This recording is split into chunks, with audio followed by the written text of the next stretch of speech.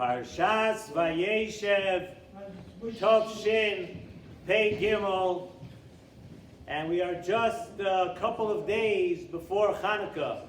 Unbelievably, the first couple of months of the year has basically gone by. Tishrei, Cheshvan, Kislev. Seems like it was just Sukkot, and here we are. This Sunday night, right after Shabbos, it's going to be the beautiful Yom Tov of Hanukkah. This week's Parsha, when you speak about Parshios that need explanation, when you speak about Parshios that are on the surface very, very tough to understand, Parshas Vayeishev rates right up there and things that are just difficult to wrap your mind around. And let's bring a pasuk from the beginning of the parsha.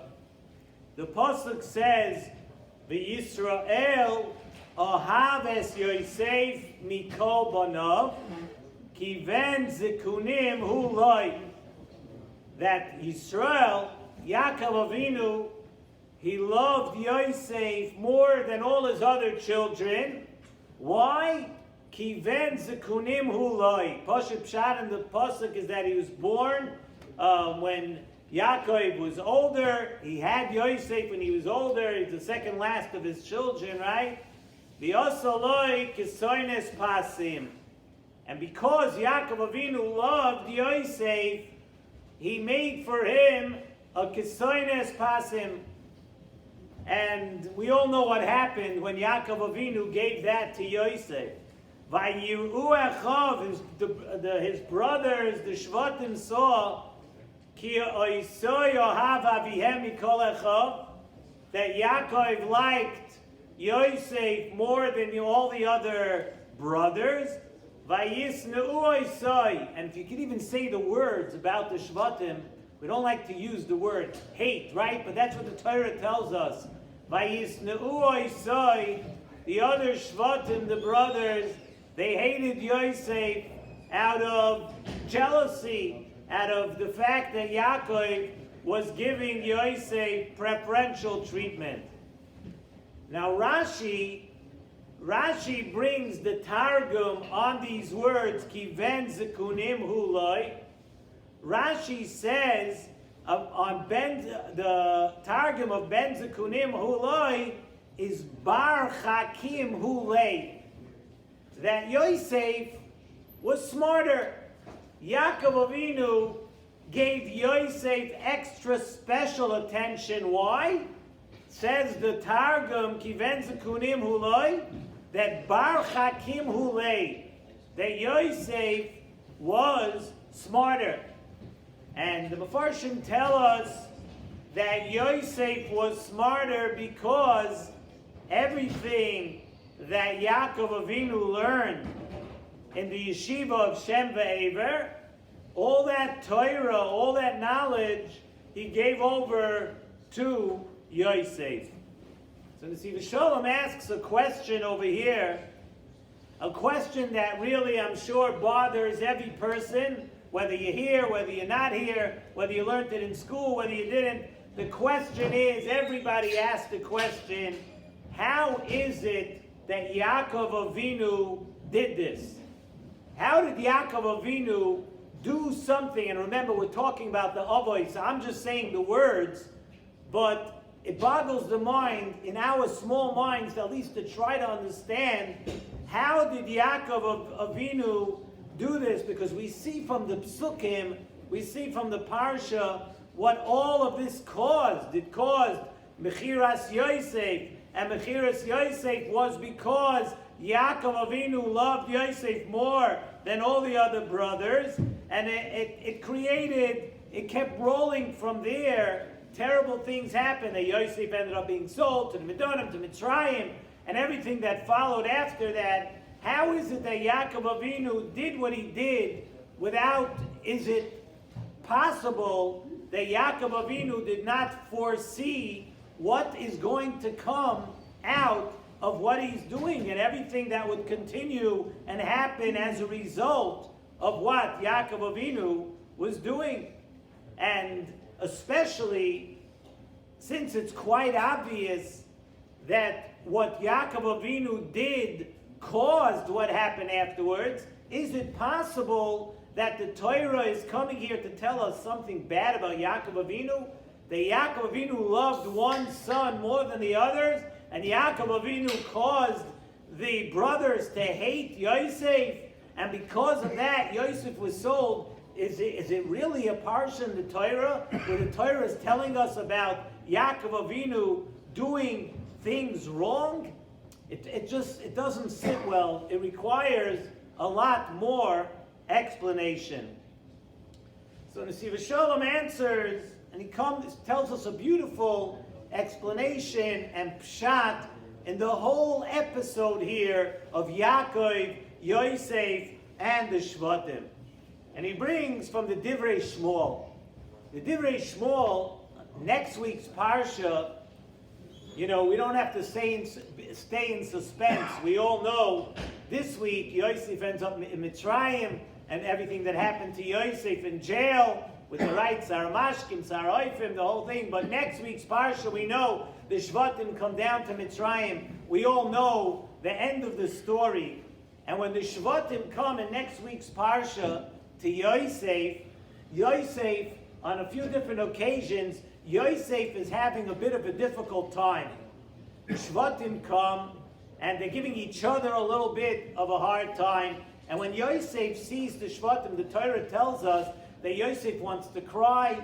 He goes into another room, and he holds himself back from crying. He comes back into the room, and he holds himself back from crying, and he tells his servants something very interesting. He tells his servants, Simu lachem, give the Shvatim something to eat. And the pasuk tells us, Vayisapak, he held himself back, Vayomer simu lachem, give the Shvatim, give them bread, give them food. And the Divrei Shmuel says a beautiful drush, a beautiful pshat on this pasuk, and he says a different way, something we can learn from these words of Vayisapak, Vayomer simu lachem. Says the Divrei Shmuel from the Slonim dynasty, and Rabbi Brul will let us know exactly where the Divrei Shmuel falls into the picture. By tonight, Amir Hashem, I'll have the whole lineage. But the Divrei Shmuel says, Vayisapak, when a Yid holds himself back, when a Yid holds himself back from taivas, we have a taiva, natural tendency for some things, and we're supposed to hold ourselves back from it. And Yosef is the biggest representation of that midah, the midas hayesod, the midah of not allowing yourself always to indulge in every taiva of olam hazeh. And the pasuk tells us, Vayisapak, he held himself back, Vayomer simu lachem. Says the Divrei Shmuel that HaKadosh Baruch Hu says about a Yid that holds himself back, simu lachem. And it's a very interesting thing to know that the Mefarshim tell us that every person has only a certain amount of enjoyment and hana you could have in this world. Before you're born, from during your lifetime, you can have a certain amount of enjoyments, of pleasure for yourself. If you hold yourself back from pleasures of gashmias and pleasures of olam hazeh in an extreme way, if you hold yourself back even when it's tough, then HaKadosh Baruch Hu says, Simu lachem, I'm going to give you good things. I'm going to give you pleasure. I'm going to give you more parnasa. I'm going to give you more enjoyment in this world. And that's the pasuk, a drush on that pasuk. I'm going to give this Yid, Hashem says, everything that he needs. And it works in a give and take. The more pleasure and hana that you have from olam hazeh, the more you indulge and you don't hold yourself back from taivas, the less that HaKadosh Baruch Hu, the less you're going to have, the less you're going to get from HaKadosh Baruch Hu. And of course, the big question that everybody's going to ask on this is, what do you mean? I know people that indulge in taivas day and night, and they have every fancy thing in the world, but we have to remember what the Nesivos Shalom has taught us and told us on many, many occasions, that when you see a person pleasuring themselves with more and more and more taivas, just understand that they're never happy. That somebody who has something that you see, he has whatever it is he builds for himself, a beautiful house, a beautiful car, he going on a beautiful vacation, a beautiful thing. Trust me that that person's not happy. He's already looking that his friend has more, and the next time he does it, he has to do it even bigger. They're not truly happy. So if a person holds themselves back from taivas, vayisapak, vayomer simu lachem, HaKadosh Baruch Hu says, I'm going to give you true happiness in this world. You want to be happy? Hold yourself back from taivas that are asur or not appropriate. And that is Yosef HaTzadik. Yosef represented this midas hayisoid. Yosef was the epitome of this midah. We see in the parsha a few times this week's parsha that Yosef held himself back. So Yaakov Avinu, by loving Yosef and paying more attention to Yosef, was telling the Shvatim that Yosef has something here that you all have to try to have. You all have to try to get. Yosef, by loving Yosef more than all the other sons, Yaakov Avinu, it's not a genus of Yaakov Avinu. We're not saying anything bad about Yaakov Avinu. Yaakov Avinu, by loving Yosef, is showing and telling the Shvatim that you should be machniah yourselves to Yosef, because Yosef is representing this midah of midas hayisoid, this midah of holding yourself back from things that are just taivas of olam hazeh. So what Yaakov Avinu did is he made a kesoines pasim. That was a beged of malchus, a beged of showing that Yosef is the special one. Yosef is the one that you should be trying to emulate. And that too is the reason, says in the Nesivos Shalom, behind the two dreams that Yosef had. In the first dream of the bundles bowing down, when the bundles bowed down to the one of Yosef, it was a remez to all the inyanim of Gashmias. The bundles of wheat, the bundles represented food, represented things of Olam Hazeh. And what's happening here is that they're all bowing down to Yosef, saying that all the taivas of Olam Hazeh are subservient, and they're all there for someone who withholds those taivas, for someone that doesn't run after them.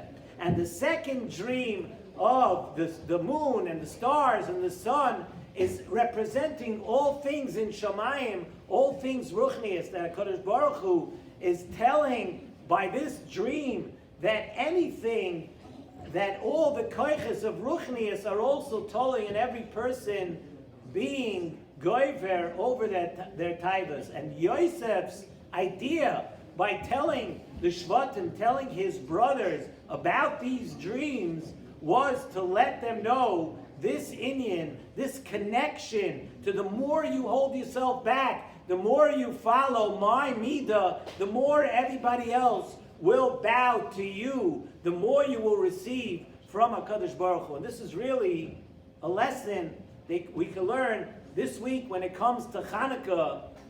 Hanukkah is a special time to introspect. Nesivos Shalom always talks about different times during the years, different Yom Tovim. Hanukkah is a Yom Tov that we take the time, that we reflect, we try to grow. We read these two parshiyos before, during, after Hanukkah. We read Parshas Vayeishev, Parshas Miketz. Let's learn this lesson and understand it's not about running after the taivas. It's about controlling them. And the more you control them, the more bracha that HaKadosh Baruch Hu will put into your life.